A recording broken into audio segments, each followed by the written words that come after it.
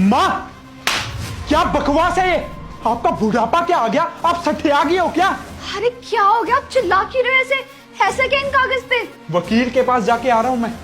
इन्होंने मेरे खिलाफ नोटिस भिजवाया है, मुझे केस किया इन्होंने मेरे ऊपर।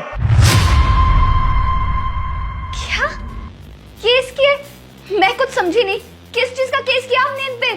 अरे आपको ठीक से टाइम पे खाना नहीं मिलता है क्या घर में? या फिर आपको किसी चीज से मनाही किया हमने, या घर से बाहर निकाल रहे? क्यों किया केस आपने इन पे? क्या सिर्फ टाइम पे खाना देने से या घर में रखने से एक माँ का कर्ज चुक जाएगा? तो और कैसे कर्ज उतारे आपका? क्या चाहते हैं आप, साफ साफ बोलिए ना। बेटा, मैं सिर्फ इतना चाहती हूँ कि इसके जन्म से लेकर अब तक मैंने इस पर जो भी खर्च किया है, मुझे वो कर्ज वापस चाहिए। क्या आप पागल हो गए हो क्या? कैसी माँ हो आप? अरे कौन सी माँ अपने बेटे की परवरिश की कीमत मांगती है? सठिया गई हो क्या? रहने दो रिया, अगर माँ को यही मंजूर है ना तो यही सही। माँ, अगर आपको पैसों की जरूरत थी तो मुझे आके बोल देती, मैं आपको ऐसे ही दे देता। ये केस वेस करने का ड्रामा क्यों ही किया? कमाल है, मान गया। वैसे आप जैसी माँ होने से तो अच्छा है ना कि इंसान की माँ ही ना हो। माँ ऐसा करती है क्या? आप मुझसे कर्ज मांग रही हैं। आपने मुझे पाला पोसा इसी वजह से कि जब मैं बड़ा हो जाऊंगा तो आपको सभी पैसे लौटाऊंगा। शाबाश माँ, बहुत अच्छे। रिया, एक काम करो, जाओ जाके ना चेक लेके आओ। हाँ बेटा, अब तू बड़ा आदमी बन गया है ना, बहुत बड़ा बिजनेसमैन बन गया है, पर हिसाब किताब में अभी भी कच्चा है। पहले मेरे से हिसाब तो कर ले, फिर मेरे नाम का चेक काटना। ठीक है माँ, बताइए कहाँ कहाँ और आपने कितना खर्च किया? एक एक पाई दे दूंगा आपकी। जब तू पैदा होने वाला था ना, तो डॉक्टर ने मुझे साफ मना कर दिया था कि तुझे जन्म देना मेरे लिए बहुत रिस्की है, मुझे ये बच्चा गिरा देना चाहिए, पर मैंने अपनी जान पर खेलकर तुझे जन्म दिया। तेरे जन्म के बाद मैंने दूसरे बच्चे को जन्म देने के बारे में सोचा भी नहीं, ताकि तेरी परवरिश में कोई कमी ना आए। तेरे पापा के जाने के बाद अपने गहने बेच बेच कर मैंने तेरे स्कूल की फीस भरी है। तेरी हायर स्टडीज के लिए मैंने जमाने से लोन उठाया। सारी दुनिया ने मुझसे कहा कि मैं दूसरी शादी करूं, पर मेरी दुनिया तो तुझसे शुरू होकर तुझी पर खत्म होती थी, और तूने तो इससे शादी कर ली। मुझसे पूछना तो क्या, तूने मुझे बताया तक नहीं, सीधा घर लेकर आ गए। हाँ, तो कोई बहुत बड़ा एहसान नहीं किया आपने।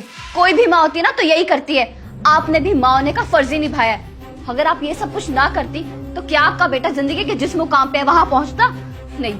अरे आपका बेटा जितना बड़ा आदमी बन गया तो आपकी नीयत फिसल रही है। अब अपने बेटे से अपना कर्ज मांग रही है, अपने बेटे से ही पैसे मांग रही है। अरे इस उम्र में पैसे लेके जाओगे कहाँ आप?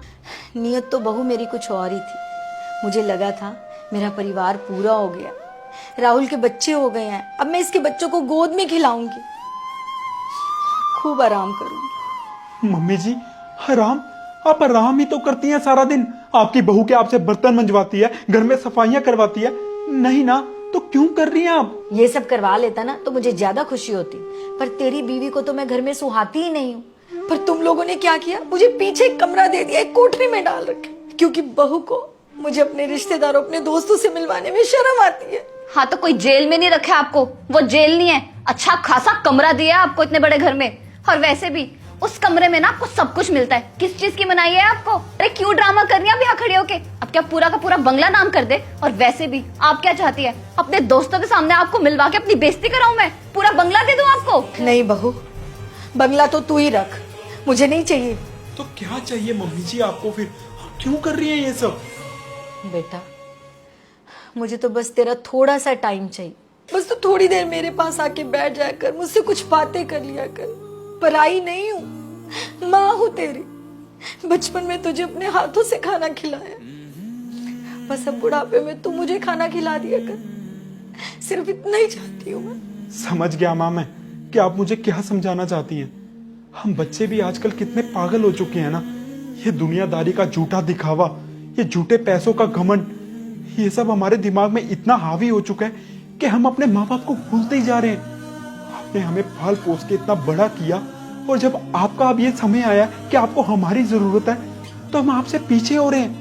आपको बुलाना भी आजकल हम जरूरी नहीं समझते हैं, आपके पास रहना भी हम लोग जरूरी नहीं समझते हैं। मुझे माफ कर दीजिए माँ, मैं समझ चुका हूँ कि आप मुझे क्या समझाना चाहती हैं। आज के बाद मैं और मेरा टाइम आपका होगा, मुझे माफ कर दीजिए, मुझसे गलती हो गई माँ।